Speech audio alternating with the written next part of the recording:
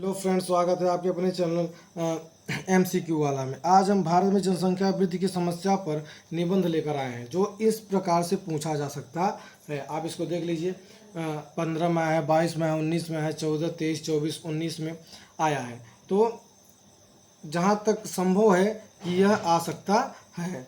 ठीक है फ्रेंड, तो ये अगर पढ़ लेंगे तो 10 नंबर आपका वैसे भी क्लियर हो जाएगा और ये थोड़ा लॉन्ग में चलेगा वीडियो, तो जिससे आपको थोड़ा कट करने में भी, शॉर्ट करने में भी आसानी होगी। अगर चैनल अच्छा लगे तो लाइक और सब्सक्राइब जरूर करिएगा।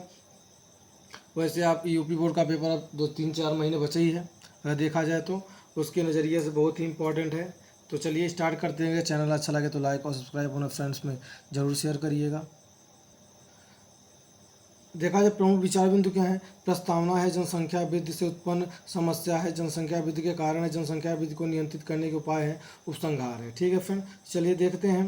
प्रस्तावना, जनसंख्या वृद्धि की समस्या भारत के सामने विकराल रूप धारण करती जा रही है। सन 1930 ईस्वी में अविभाजित भारत की जनसंख्या 20 करोड़ थी, जो अब केवल भारत में 139 करोड़ से ऊपर पहुंच चुकी है। जनसंख्या की इस अनियंत्रित वृद्धि के साथ दो समस्याएं मुख्य रूप से जुड़ी हुई हैं। पहला, सीमित भूमि तथा सीमित आर्थिक संसाधन। अनेक अन्य समस्याएं भी इसी समस्या से अविच्छिन्न रूप से जुड़ी है, जैसे समस्त नागरिकों की शिक्षा, स्वच्छता, चिकित्सा एवं अच्छा वातावरण उपलब्ध कराने की समस्या।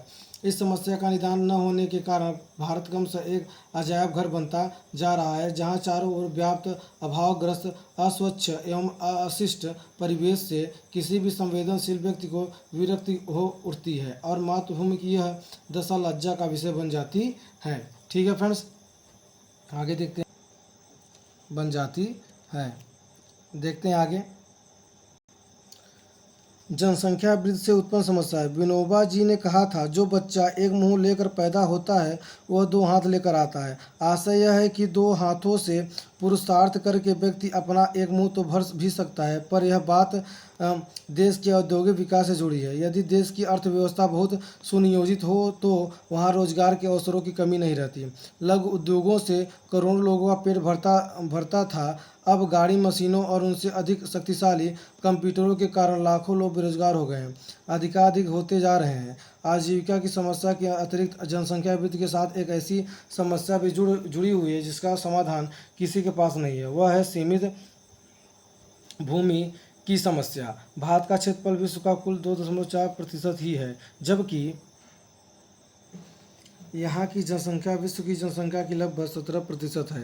अंतः कृषि के लिए भूमि का अभाव हो गया है। इसके परिणाम स्वरूप भारत की सुख समृद्धि में योगदान करने वाले अमूल्य जंगलों को काटकर लोग उससे प्राप्त भूमि पर खेती करते जा रहे हैं, जिससे अमूल्य वन संपदा का विनाश, दुर्लभ वनस्पति का अभाव, पर्यावरण प्रदूषण की समस्या, वर्षों पर कुप्रभाव, अमूल्य जंगली जानवरों के वंशलोप का भय उत्पन्न हो गया है।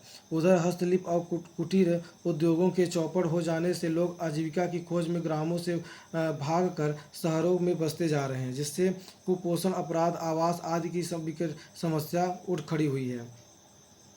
आगे देखते हैं। जनसंख्या वृद्धि का सबसे बड़ा अभिशाप है किसी देश के विकास को अवरुद्ध कर देना, क्योंकि बढ़ती हुई जनसंख्या के लिए खाद्यान्न, रोजगार जुटाने में ही देश की सारी शक्ति लग जाती है, जिससे अन्य किसी दिशा में सोचने का अवकाश ही नहीं मिलता। आगे, जनसंख्या वृद्धि के कारण। प्राचीन भारत में आश्रम व्यवस्था द्वारा मनुष्य के व्यक्तिगत एवं सामाजिक जीवन को नियंत्रित कर सुव्यवस्थित किया गया था। 100 वर्ष की संभावित आयु का केवल चौथाई भाग 25 वर्ष ही गृहस्थाश्रम के लिए था। व्यक्ति का शेष जीवन शारीरिक, मानसिक एवं आध्यात्मिक शक्तियों के विकास तथा समाज सेवा में ही बीतता था। गृहस्थ जीवन में भी संयम पर बल दिया जाता था। इस प्रकार प्राचीन भारत का जीवन मुख्यतः आध्यात्मिक और सामाजिक था, जिससे व्यक्तिगत सुख भोग की गुंजाइश कम थी। आध्यात्मिक वातावरण की चतुर्दिश व्याप्ति के कारण लोगों की स्वाभाविक प्रवृत्ति ब्रह्मचर्य, संयम और सादे जीवन की ओर थी। फिर उस समय विशाल भूभाग में जंगल फैले हुए थे, नगर कम थे। अधिकांश लोग ग्रामों में या ऋषियों के आश्रमों में रहते थे, जहाँ प्रकृति के निकट संपर्क से उनसे सात्विक भाव का संचार होता था। आज परिस्थिति उल्टी है। आश्रम व्यवस्था के नष्ट हो जाने के कारण लोग युवावस्था से लेकर मृत्यु पर्यंत गृहस्थ ही बने रहते हैं, जिससे संतान उत्पत्ति में निरंतर वृद्धि हुई है। आगे देखते हैं। ग्रामों में कृषि योग्य भूमि सीमित है। सरकार द्वारा भारी उद्योग को बढ़ावा दिए जाने से हस्तशिल्प और कुटीर उद्योग चौपट हो गई, जिससे गांवों का आर्थिक ढांचा लड़खड़ा गया है। इस प्रकार सरकार द्वारा गांवों की लगातार उपेक्षा के कारण वहां विकास के अवसर अनुपलब्ध होते जा रहे हैं, जिससे ग्रामीण युवक नगरों की ओर भाग रहे हैं, जिससे ग्राम प्रधान भारत शहरीकरण का कारण बनाता जा रहा है। इधर उधर शहरों में स्वास्थ्य मनोरंजन के साधन सुलभ होने से अपेक्षाकृत संपन्न वर्ग को प्रायः सिनेमा या दूरदर्शन पर ही निर्भर रहना पड़ता है, जो कृति पाश्चात्य जीवन पद्धति का प्रचार का वासनाओं को उभारता है। इसके अतिरिक्त बाल विवाह, गर्म जलवायु, रूढ़िवादिता, चिकित्सा सुविधाओं के कारण मृत्यु दर में कमी आदि भी जनसंख्या वृद्धि की समस्याओं का विस्फोट बनाने में सहायक हुए हैं। ठीक है फ्रेंड, चलिए आगे देखते हैं। जनसंख्या वृद्धि को नियंत्रित करने के उपाय। जनसंख्या वृद्धि को नियंत्रित करने का सबसे स्वाभाविक और कारगर उपाय तो संयम या ब्रह्मचर्य ही है। इससे नर नारी, समाज और देश सभी का कल्याण है। किंतु वर्तमान भौतिकवादी युग में जहां अर्थ और काम ही जीवन का लक्ष्य बन गए हैं, वहां ब्रह्मचर्य पालन आकाश कुसुम हो गया है। फिर सिनेमा, पत्र पत्रिकाओं, दूरदर्शन आदि प्रचार के माध्यम भी वासना को उद्दीपित कर पैसा कमाने में लगे हैं। उधर अशिक्षा और बेरोजगारी इसे हवा दे रही है। फलतः सबसे पहले आवश्यकता यह है कि भारत अपने प्राचीन रूप को पहचान कर अपनी प्राचीन संस्कृति को उज्जीवित करे। प्राचीन भारतीय संस्कृति तो अध्यात्म प्रधान है कि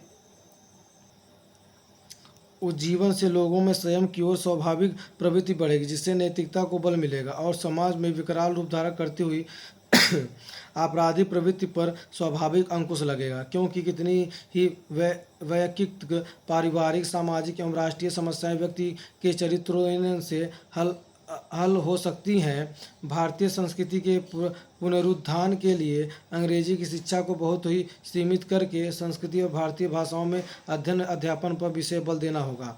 इसके अतिरिक्त पश्चिमी देशों की होड़ में सम्मिलित होने का मोह त्याग कर अपनी देश उद्यम धंधों, हस्तशिल्प आदि को पुनः जीवनदान देना होगा। भारी उद्योगों उन्हीं देशों के लिए उपयोगी है जिनकी जनसंख्या बहुत कम है। अंततः कम हाथों से अधिक उत्पादन के लिए भारी उद्योग की स्थापना की जाती है।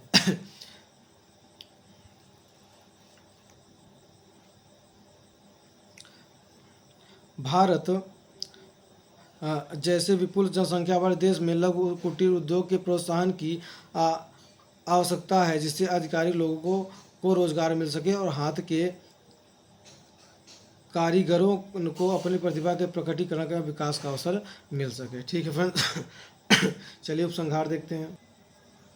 जनसंख्या वृद्धि को नियंत्रित करने वाला वास्तविक स्थायी उपाय तो सरल और सात्विक जीवन पद्धति अपनाने में ही निहित है, जिसे प्रोत्साहित करने के लिए सरकार को ग्रामों के आर्थिक विकास पर विशेष ध्यान देना चाहिए,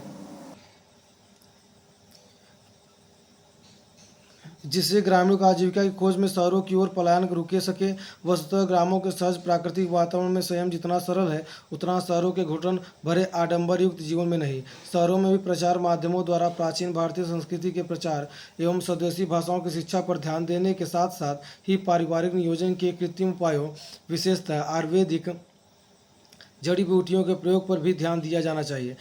समान नागरिकों आचार संहिता प्राथमिक आवश्यकता, जिसे विरोध के बावजूद अविलंब लागू किया जाना चाहिए। निष्कर्ष रूप में कहा जा सकता है कि जनसंख्या वृद्धि की दर घटना आज के युग की सर्वाधिक जोरदार मांग है, जिसकी उपेक्षा आत्मघाती होगी। ठीक है फ्रेंड, चलिए अब मिलते हैं नेक्स्ट वीडियो में, जो अब हमारा रहेगा जीवन में खेलकूद का आवश्यकता, उस पर निबंध लेकर आएंगे। तब तक के लिए अगर आपने भी नेक्स्ट वीडियो को प्रीवियस जो वीडियो नहीं आई हुई है, अगर आपने नहीं देखा है तो जाकर प्लेलिस्ट में देख लीजिए। ठीक है, और चैनल को लाइक और सब्सक्राइब जरूर करिए। तब तक के लिए जय हिंद, जय भारत।